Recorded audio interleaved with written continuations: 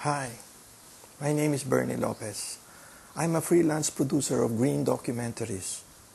This documentary is a reply to the arguments of people from the mining sector in their conference at the Intercontinental Hotel on March 2, 2012. It was a circus conference because they intentionally did not give a chance to oppositors to ask questions during the open forum. There are 3 parts to this documentary: a rebuttal to each of conference speakers Manny Pangilinan, Peter Wallace, and Gerry Brimo. This is part 1 devoted to Gerry Brimo, chair of the Chamber of Mines. Gerry begins with insinuations that Gina Lopez is a liar and is ignorant. Gerry's first slide read, "If you tell lies and keep on repeating it, people will start believing you." Gina, I love you too. But the sad reality is that you don't really know what you're talking about. This paper is called Correcting Lies and Disinformation, and I should have put one more here, ignorance, but I didn't, sorry. Gina, I'd like to apologize for my, not the beginning, not the I love you part, but the thing I said after that. That wasn't very nice of me, I have to admit. If you could kindly remove from your website those slanderous banners. Thank you, Gerry, for the decency to apologize. You know, arrogance weakens your position, but humility restores it. Congratulations. We're here to talk about large-scale metallic mining, but first, let's look at the face of small-scale mining. There is child labor, no environmental or safety programs, no rehabilitation, and no taxes. So why is the attack on the legitimate large-scale sector?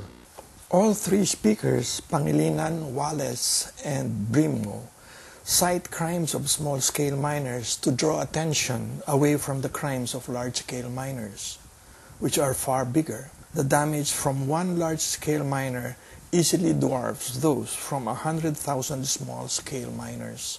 Let us assume that the small-scale miners are guilty on all counts. This does not make large-scale miners less guilty. You accuse the small-scale miners of child labor when you have your own labor crimes. Let me cite a 2006 study on Rio Tuba in Batarasa, Palawan, sponsored by Ateneo. Quote, "Low salaries and absence of benefits for the contractual employees. Labor cases filed at the Department of Labor." Unquote. They say no taxes from small-scale miners. Is this why government is into mining? Only for the revenue?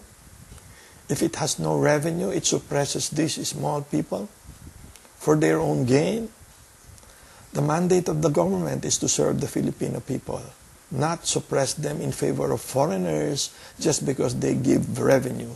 The large-scale miners hate the small-scale miners because they are everywhere and disrupt their acquisition of mining areas. They are a nuisance, these small Filipinos, to their profit schemes. Here's Rio Tuba, the mine, Coral Bay, the processing plant, combined personnel of 4,200, including contractors, right? Combined payroll in 1 year, 595 million pesos. Combined social expenditures, almost 200 million in social expenditures in Batarasa. The illusion of development begins with seemingly impressive statistics. The short-term employment of mine workers is easily dwarfed by the long-term hunger of millions if tailings dams collapse. In a span of a few years, 32 state-of-the-art tailings dams have collapsed worldwide. You convert farmers to minimum wage mine workers, thinking you have done them a favor. After the mining project, they have no more land and cannot go back to farming. You made them landless and incapable of survival. Converting long-term subsistence farmers to short-term minimum wage workers is a social crime. You destroy society this way by mutilating their modes of survival for your benefit. The benefit from mining is also selective to workers they hire, a small portion of total population. The Ateneo study says, quote, "The average annual income among the affected households is lower than the average household income in Palawan, unquote. This implies that the Philex slogan, "There is life in mining," is an illusion. It, in fact, induces poverty by being selective and inhibiting subsistence productivity. Tampakan, a hot issue, right? I have been told that 65% of the area of Tampakan looks like this. It's been logged out, or it's subject to slash and burn farming. Kaingin. You have been told, you say. Sounds like a rumor. All three speakers, Pangilinan, Wallace, and you, are trying hard to defend Tampakan. Big mistake, Gerry. Tampakan has so many flaws. It is a monster. Even if 65% of Tampakan is logged out, how about the rest? Gerry, my source is indisputable. The EIA itself of Extrata, SMI. Note in maps the forest areas, ancestral land areas, critical watersheds, which are considered as no-go zones. The Mining Act says it is illegal to mine in no-go zones. For ancestral domain areas, they need free, prior, and informed consent, or FPIC, as mandated by law. The Ateneo study reports, quote, "The FPIC has either been absent or questionable," unquote, referring to Rio Tuba in Batarasa. In Tampakan, the Bilaans also report they have not been informed properly, especially about the impact on long-term subsistence farming. Known oppositors were not invited or were prevented from voting in public dialogues. Oppositors were made to sign a piece of paper in order to be given lunch, only to find out later the paper was used as evidence they were in favor of the project. For critical watersheds, the Tampakan area provides water to 6 rivers in 2 provinces. Extrata wants to divert 900 liters of water per second and deny this for agricultural use. That is about 78 million liters a day. That's a mini Niagara Falls. Nothing is left for agriculture. If Tampakan is a watershed area and a no-go zone where mining is illegal, why is Extrata even allowed to file an EIA? Extrata SMI says it can skirt around no-go zones. The law does not say they can skirt around. The law says no mining, period. Right now, the no-go zones are within Tampakan's mining area, which is illegal. Also, you cannot skirt around a watershed. The entire place is a watershed.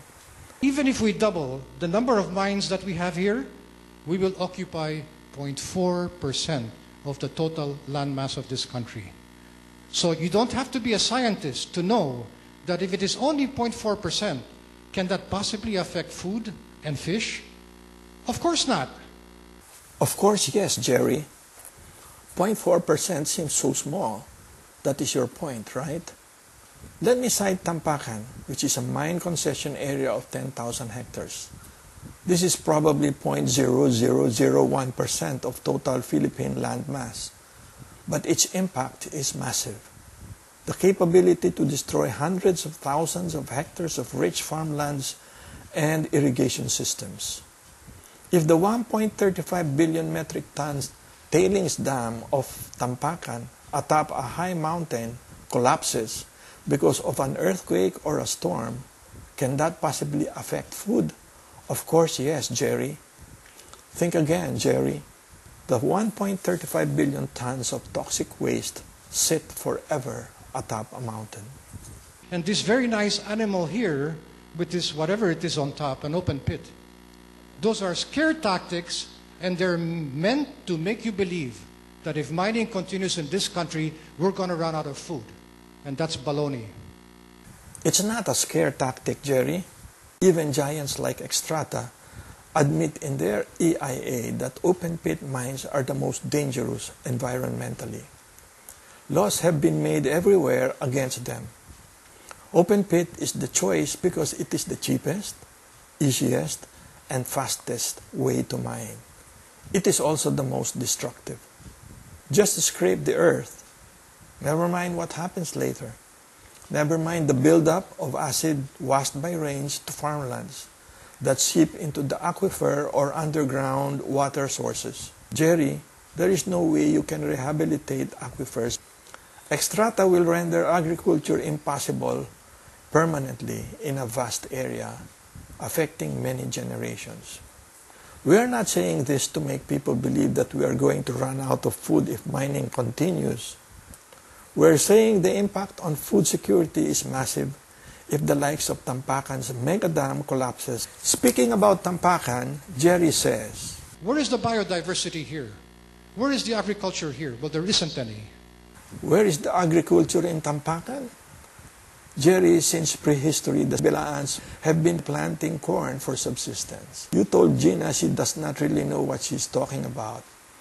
It seems it is you who do not know what you're talking about. You accuse oppositors of disinformation. It seems you are guilty of disinformation. Let me tell you how.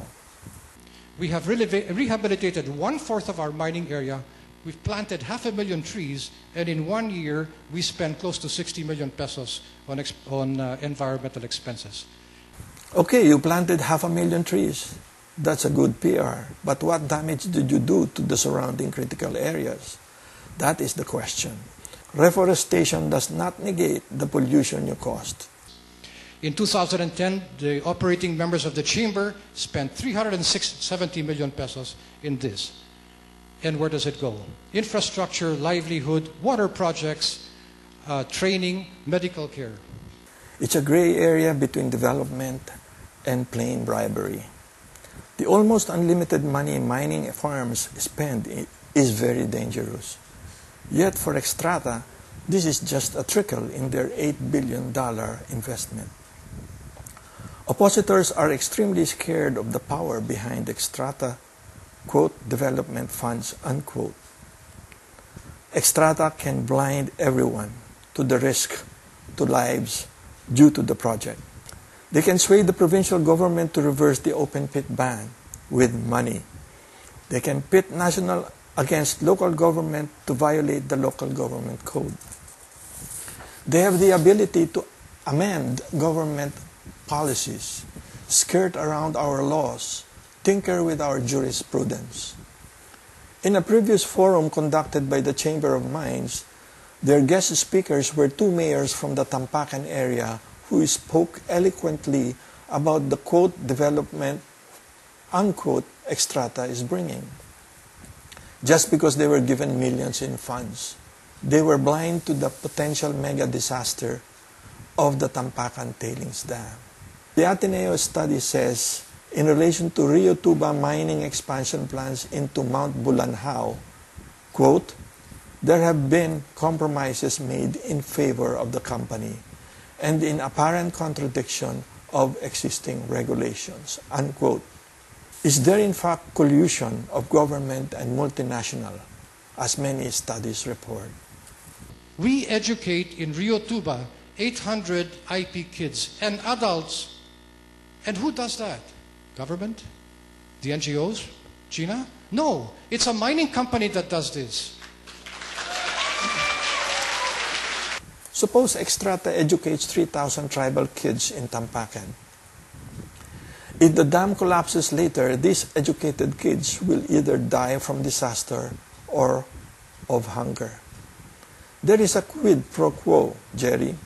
Scholarships versus extensive damage to agriculture. Short-term versus long-term economic gain. Here are more Rio Tuba crimes in Batarasa as stated in the Ateneo study. Adverse impact on the irrigation system and decrease in agricultural production, erosion and flash floods, threats to coastal resources, decrease in quantity and quality of water supply. So Gerry's rosy picture is an illusion that Rio Tuba in Batarasa brings true development. I will give rebuttals against Pangilinan and Wallace in parts 2 and 3 of this documentary.